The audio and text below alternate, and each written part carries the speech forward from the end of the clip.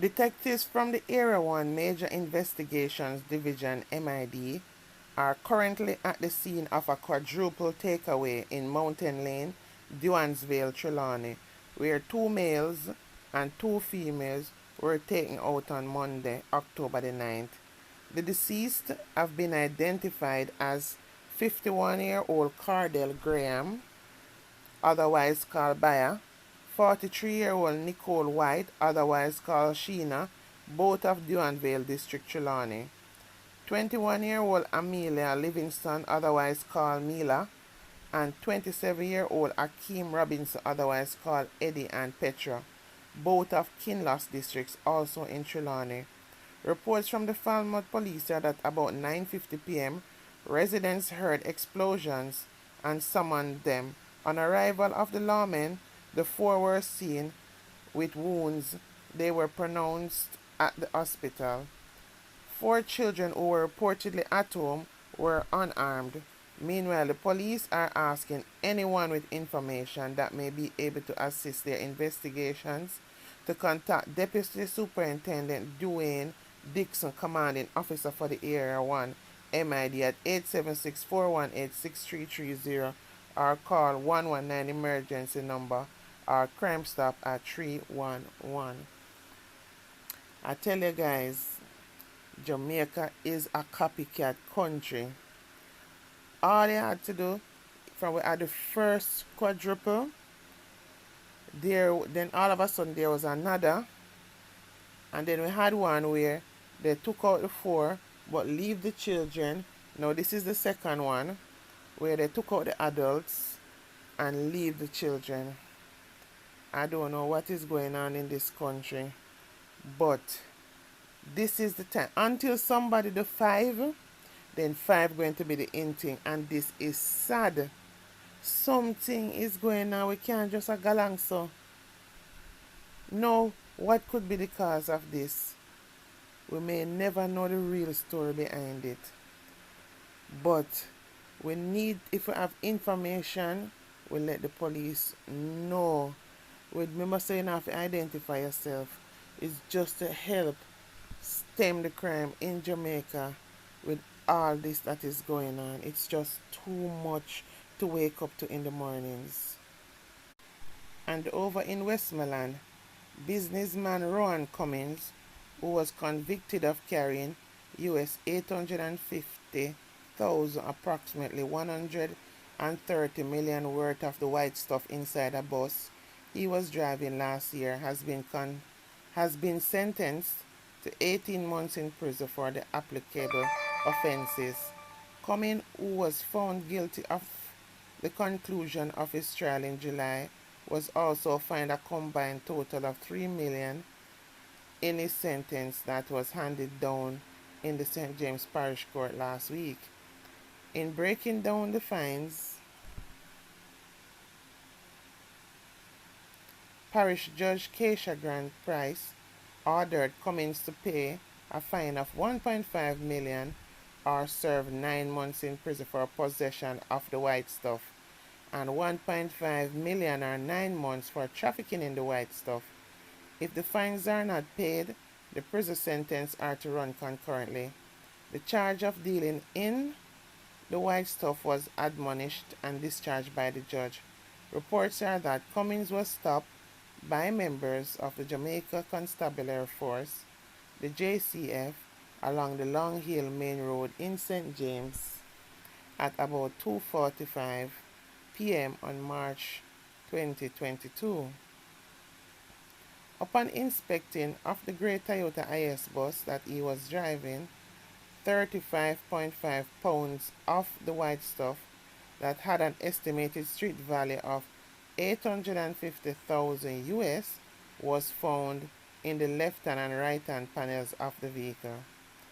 The illegal drugs was found wrapped in 16 packages. The police reported at the time Cummins has maintained since his arrest that the bus did not belong to him. He said he had borrowed the bus because his own vehicle had been having mechanical issues. He was subsequently charged by detectives from the Narcotics Division with breaches of the Dangerous act. And Jamaicans are being urged not to attack persons employed to carry out fogging activities island-wide, given past reports of such attacks resulting in serious injuries to the employees. The Health and Wellness Minister, Mr. Tufton, has ramped up fogging activities nationally in an effort to eradicate mosquitoes. This is amid an outbreak of dengue fever locally. Speaking during Wednesday's post-cabinet press briefing at Jamaica House, Portfolio Minister Dr. Christopher Tufton said there have been instances of workers entering communities and being either stoned or verbally abused by residents, often due to fear. Tufton underscores that the abuse of fog workers is illegal and can be prosecuted. I want to take this opportunity to encourage the citizens of communities to welcome the workers. Don't shun them, or worse, don't be aggressive or violent towards them, Tufton pleaded. In instances where persons have respiratory or other health challenges, he said they should resort to certain measures to protect themselves from the fogging, such as using a damp or wet cloth to cover their nose and mouth to avoid any adverse effects. During the fogging exercises, people can also stay locked up in their houses until the fog diminishes. Sometimes I wonder if it's hate Jamaicans really hate themselves so much, or because of illiteracy is so rampant why they're so dark. But you know what? Illiteracy and common sense are two different things, you know. Common sense tell you that you've been hearing that there is a dengue outbreak in Jamaica and other Caribbean islands. And you know, once you see those men coming around doing the fogging, them not coming around doing it because they like doing it. They're doing it because they were paid to go into these areas and fog these areas. So if you always want to sit down on the corner and drink special and play bingo and domino, when the foggers them coming around, you just get up and go inside and break for a while now because the fog is going to go down in a bit and you can come up back. If you don't own good, you know. Me not understand. Me not understand when the Minister of Health have to be coming out to tell grown people that they are not to attack these people. Why would somebody in them right mind want to attack them when they are trying to save me from having to buy 10 buckle of bacon to walk around the house and spray to keep the mosquitoes? You understand? I only have to focus on inside of my house to keep it mosquito free. When all lick on the head and 100 stairs going down to the floor, is that what is going on in the minds of these people? Them just love drama. Why not be hurting these people? From the beginning of time, I mean, you can remember, there's always been fogging every now and then when there's a mosquito outbreak.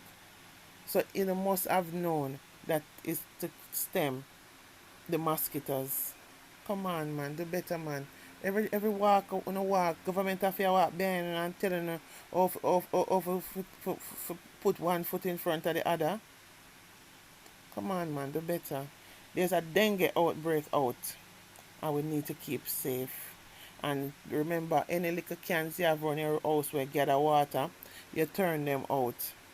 You understand? Because mosquitoes breed up in stale water. You understand? And remember, so when we do this, we're helping the community and helping the children in the community as well. Because dengue fever is not a nice fever. I'm going to tell you about it.